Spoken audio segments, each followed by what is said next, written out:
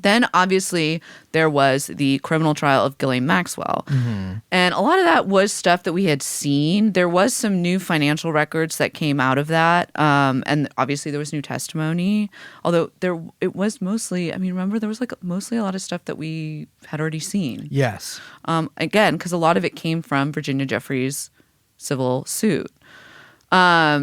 We already mentioned the flight logs and the Black Book. They've been public for years. Now, friend of the show, Julie K. Brown, she had a good run down at the She did have a good run, but she also had a good run down at the Miami Herald of what's missing.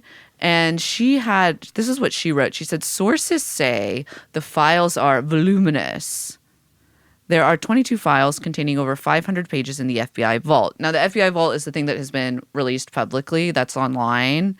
So that's what we have. She says the bulk of those 11,000 pages are heavily redacted, and Justice Department prosecutors have fought their release for years. While Bondi pointed fingers at the FBI in New York, many more files exist in other jurisdictions. So I would not be surprised if it's way, way, way more than that. I'm saying videos, pictures. Again, it's a 20-year investigation. To think that it would be 200 pages is so fucking absurd. It makes me, I keep repeating this, but it's such a crazy, obvious lie that it makes me really, really mad. So when we think about what's missing and what we need, it's not a fucking list, dude. It's okay, here's the big thing. What's on the computers? Right? Yeah. So the first time that Epstein's house was raided was back in 2005, right? That was in Palm Beach. The police showed up and a bunch of his, this is a little trip down memory lane. A bunch of his computers were unplugged and missing. There was just the cords plugged into the wall. And they were oh, great. It's mentioned in the federal documents that the lawyers, Jeffrey Epstein's lawyers, had removed them prior to the cops showing up. So the question is, did they ever catalog them? Did they ever have access to them? We don't know. The second time that Epstein's house was raided was in 2019 in New York. That was when he was arrested. And they seized his computers and other electronic devices. None of what was contained on those devices has been released. Not even a catalog of what has been contained on those has been released. We saw a flash of some binders with CDs at the trial, at Ghislaine Maxwell's trial. Remember that? And the hard drives. And they were in those old-timey binders that you put CD-ROMs in, which was such a throwback for me personally. Did you have those CD binders? I did. They zipped around. No, I did. That's where I had Monkey Island and my favorite game, Escape Velocity. That game fucking rocked. Escape Velocity. I just had music CDs. So that's cool. My car got broken into, 15 years ago in Philly, and all my binders of CDs got stolen. I've never owned a CD. That was just it for me. That was it. I'm going back and buying a lot of. We're buying CDs. I have binders of CDs still. Anyway, we have no idea what's on those CDs. We don't know what's on there. The evidence log that Pamela Bondi published, which was new, it shows multiple hard drives, laptops, iPads, all of that shit being obtained. Where's the stuff on those? None of that has been released.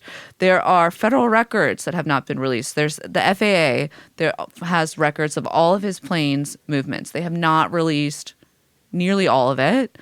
There's also U.S. Marshal Service records that have not been released. And that's because Epstein was flying back and forth between the Virgin Islands and usually Florida, sometimes New York or Newark, wherever you would fly into, or Teterboro,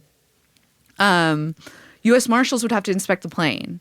And there would have to be a report for that. None of that has been released. So we don't know. There's evidence from other cases that hasn't been released. There's the U.S. Virgin Islands. There's another suit that they filed against the Epstein estate. It was different. And it was alleging that the shell company that Epstein had set up in the Virgin Islands was shielding all of the trafficking operations.